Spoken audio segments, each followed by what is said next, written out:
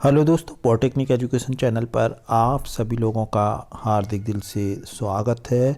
जैसा कि दोस्तों आप थंबनेल में देख रहे हैं कि परीक्षा की कैसे करें तैयारी, आज के वीडियो में बताऊंगा। उसके पहले दोस्तों, वीडियो शुरू करने से पहले नए साल की आप सभी लोगों को हार्दिक दिल से बधाई और बहुत बहुत शुभकामनाएं कि आने वाला वर्ष आपका मंगलमय हो।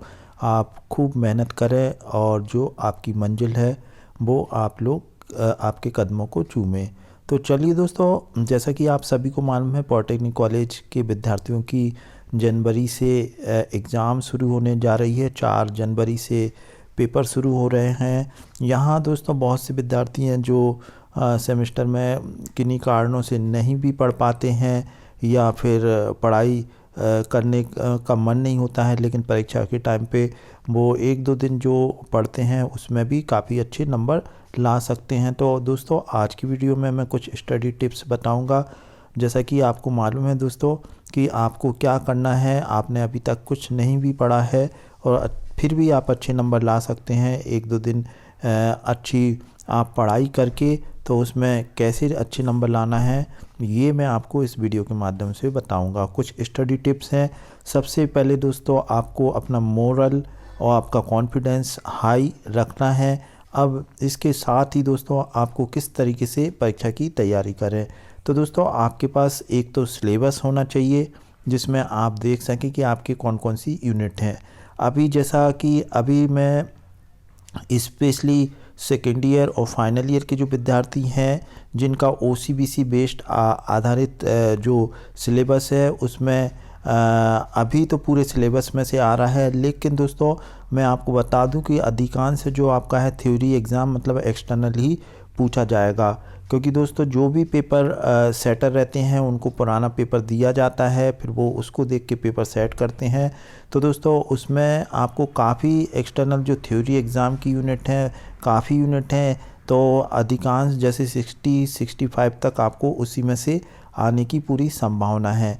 यहाँ दोस्तों सबसे पहला स्टडी टिप्स यही है जो मैं हर एक वीडियो में बताता हूँ कि आप किसी भी सब्जेक्ट की तैयारी कर रहे हैं तो उसमें जितने भी डायग्राम हैं, मान लो आपको जैसे स्ट्रेंथ ऑफ मटेरियल हो या आपका फ्लूइड मैकेनिक्स हो या फिर इलेक्ट्रिकल का सब्जेक्ट हो, तो आपके पास जो डायग्राम है, ब्लॉक डायग्राम है, टेबल है, ग्राफ है, या आपका जैसे कोई सर्किट का डायग्राम है, half wave, full wave, rectifier का डायग्राम बनाना है, तो ये जो भी इलेक्ट्रॉनिक्स वाले हैं या सिविल वाले हैं जो भी हैं, आप पहले ये देख लें कि किस यूनिट में डायग्राम के माध्यम से आप आंसर दे सकें।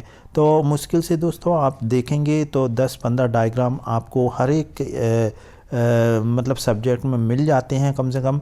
तो आप 10-15 डायग्राम की अच्छी प्रैक्टिस कर लें। डायग्राम ये आपके पास होने का और टीचर का नज़रिया तुरंत बदल जाता है यदि आपने फर्स्ट पेज पे बहुत सुंदर सा डायग्राम बना दिया है। डायग्राम के नीचे वर्किंग कंस्ट्रक्शन आपने क्या लिखा है, टीचर को इतना टाइम नहीं रहता है, लेकिन आपने डायग्राम साफ स्वच्छ और सुंदर अगर बनाया है, आप चाहे तो पेंसिल से भी बना सकते हैं, या फिर आपका कॉन्फिडेंस बहुत हाई है कि मैं पेन के द्वारा अच्छा टू द पॉइंट डायग्राम बना सकता हूं, तो आप पेन से भी बना सकते हैं, या फिर आप पेंसिल से बना के पेन से आप उसकी बॉर्डर लाइन खींच सकते हैं और उसके जो भी नोमेनक्लेचर है उसको आपको साफ सुंदर लिखना है और उसके मेन पार्ट्स के नाम। यदि आपने दोस्तों इतना आपने लिख दिया, फिर आपकी वर्किंग प्रिंसिपल क्या है, कंस्ट्रक्शन क्या है, एप्लीकेशन क्या है, लिमिटेशन, ये सारी चीज़ें आपकी ज़्यादा मायने नहीं रखती हैं।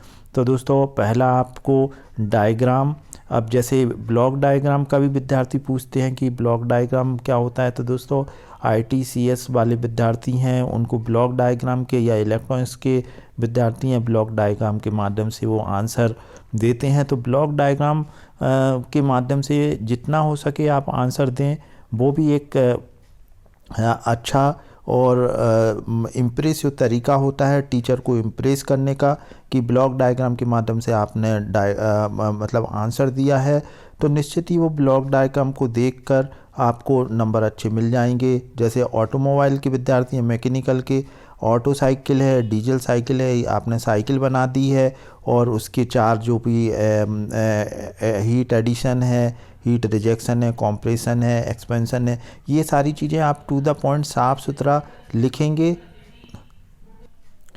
या फिर दोस्तों ब्लॉक डायग्राम या फिर आपके पास जैसे आपके पास डायग्राम या ब्लॉक डायग्राम के माध्यम से नहीं दे पा रहे तो आपको फार्मूले यदि मालूम है तो फार्मूले भी आप उस पर लिख सकते हैं। कोई इस तरीके के आंसर आप ग्राफ पेज के माध्यम से देंगे तो ये तमाम जो टेक्निक होती हैं वो टीचर को बहुत इम्प्रेस करती हैं। और साथ में यदि आपकी राइटिंग सुंदर है और यदि नहीं भी है तो भी आप साफ़ सुथरा लिखेंगे तो निश्चित तौर पे आपको पॉलिटेक्निक कॉलेज के जो टीचर हैं वो आपको आसानी से नंबर दे देते हैं। टीचर का मन होता है कि ज़्यादा से ज़्यादा विद्यार्थी पास हो जाएं, क्योंकि 10वीं पास विद्यार्थी होते हैं तो उनको भी मालूम है कितना बच्चे लिख पाते हैं, कितना नहीं लिख पाते हैं।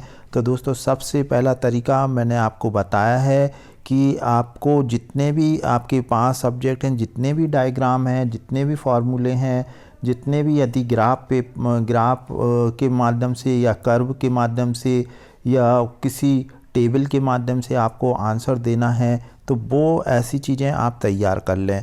क्योंकि आपके कितने डायग्राम होंगे दोस्तों, 10-12 होंगे एक सब्जेक्ट में, 20 हो ज़्यादा से ज़्यादा, या टेबल है या फार्मूले हैं या आपको जैसे कोई बीम का डायग्राम है, ये आप लोग एक अपनी नोटबुक में पहले से बना लें।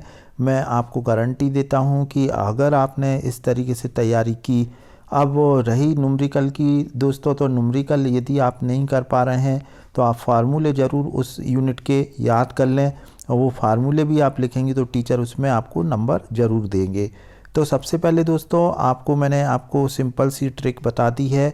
अब दोस्तों आप और किस तरीके से तैयारी कर सकते हैं, यदि आपने पूरा सिलेबस नहीं पढ़ना है तो लास्ट ईयर का जो पेपर है बस वो उसके 7 क्वेश्चन है, वो यदि आप सॉल्व कर लेंगे तो आप ये मान के चलें 30 से 40 इवन कभी कभी 50% भी उसमें से आ जाता है। और दोस्तों मे बी यदि आपकी किस्मत अच्छी है तो हो सकता है 80% भी आ जाए, क्योंकि 7 क्वेश्चन दोस्तों उसमें काफ़ी सिलेबस कवर होता है। क्योंकि OCBC में इंटरनल चॉइस होती है, यानी कि 7 क्वेश्चन की जगह आपको 14 क्वेश्चन आते हैं, क्योंकि इंटरनल चॉइस होती है, ए भी पार्ट रहता है। तो दोस्तों जो लास्ट ईयर के हैं आप डायग्राम उनकी तैयारी कर लें, और क्वेश्चन पेपर कहाँ से मिलेगा ये आप लोगों को थोड़ी मेहनत करना होगी। हालांकि दोस्तों मेरे पास टाइम मिलेगा तो मैं वीडियो बनाकर जितने पेपर मेरे पास हैं वो आपको अपलोड कर दूंगा। तो यहाँ दोस्तों जैसे जिस दिन आपकी एग्ज़ाम है तो आप पहले क्वेश्चन पेपर को पूरा आराम से पढ़ें, और जो क्वेश्चन आपको ऐसा लगता है कि हम इसको डायग्राम के माध्यम से अच्छे से हम इसका प्रेजेंटेशन कर सकते हैं तो दोस्तों आप लोगों को वो क्वेश्चन सबसे पहले करना है। यहाँ दोस्तों क्वेश्चन की बात करें कि क्वेश्चन जैसे आपने क्वेश्चन नंबर 3 है, इंटरनल चॉइस है, उसमें ए भी पोर्शन दे रखा है, नीचे भी 3 का और में है, तो आप कोई एक पोर्शन को या तो ऊपर वाला या नीचे वाला आपको पूरा करना होगा। ऐसा नहीं कि ए वाला क्वेश्चन नंबर 3 का ए पोर्शन का पहला ए कर दिया पार्ट और नीचे वाले का बी पार्ट कर दिया, तो आपको फिर नंबर बी वाले में नहीं टीचर देंगे। तो यहाँ दोस्तों जो मैंने स्पेशली आपको स्टडी टिप्स बताया है कि अभी आपकी एग्ज़ाम शुरू नहीं हुई है तो आप जितने भी डायग्राम हैं, जितने भी फार्मूले हैं, जितने भी टेबल है, ग्राफ हैं, कर्व हैं, उनको अच्छे से कर लें, बारंबार प्रैक्टिस कर लें, और फिर उसके बारे में क्या लिखना है, किस तरीके से लिखना है, आप वो डायग्राम को देख देख के आप लिख सकते हैं कि ये जैसे मान लो कोई चीज़ उससे कनेक्ट है तो आप उसके बारे में लिख सकते हैं कि ये एक पार्ट, जैसे मान लो कोई भी आप जैसे सेंट्रीफ्यूगल पंप का है तो पंप में मतलब क्या इम्पेलर होता है, इम्पेलर शाफ्ट से कनेक्ट रहता है, इसके ऊपर केसिंग होती है, इस तरीके से आप लोग लिख सकते हो।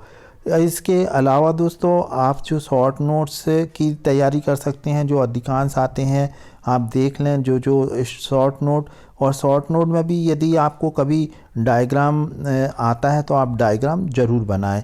तो ये टिप्स आपको ज़रूर दोस्तों एग्ज़ाम में अच्छे नंबर दिला सकती है। और आप जब भी एक क्वेश्चन कंप्लीट कर लें तो फिर आप दूसरा 2-3 लाइन छोड़ के या लाइन खींच दें और फिर दूसरा क्वेश्चन आप मेंशन करें। पूरे क्वेश्चन के जितने भी आप आंसर दे रहे हैं उसका क्वेश्चन नंबर 3A और क्वेश्चन नंबर 3B इस तरीके से आपको डालना है, क्योंकि यहाँ दोस्तों कभी कभी विद्यार्थी क्वेश्चन नंबर नहीं डालते हैं और इनके जो क्वेश्चन के जो आप लोगों ने आंसर दिए हैं वो फर्स्ट पेज पे पोस्ट मतलब टीचर को उसमें नंबर चढ़ाना पड़ता है, तो उसमें ये दिक्कत हो जाती है कि पहले वो क्वेश्चन पेपर देखता है कि आपने कौन सा आंसर दिया है।